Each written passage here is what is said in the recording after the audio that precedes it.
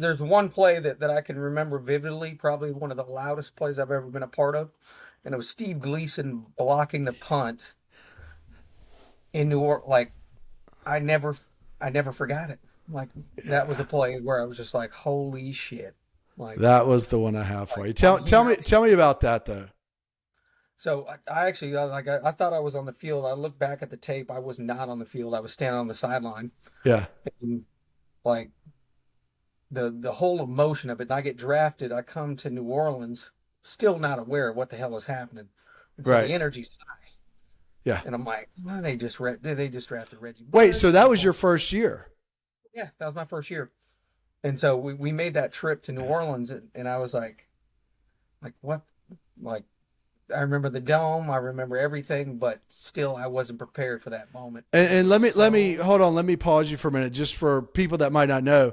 This was after the Saints had spent a season. It was after Katrina, where they spent the yeah, season. They spent the season playing games, if I remember correctly, in San Antonio.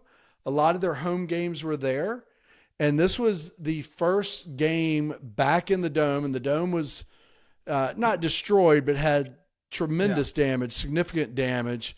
A lot of people had sought refuge there. Parts of the roof had been blown off, and so the first game back in the dome was It against had to our be hated rival, yeah. the Falcons. Yeah, And so I mean I walked ass backwards into that whole situation.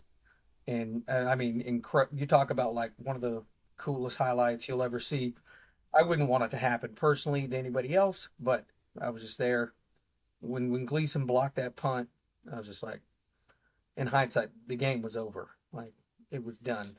And could you that feel like any energy you guys had just sucked out right then? I mean, we had a squad. So we had Mike, Vic, we had Rod, we had all the guys. Energy wasn't gone, but I just saw it. I was just like we ran into a. I mean, it was kind of a hurricane on our shores.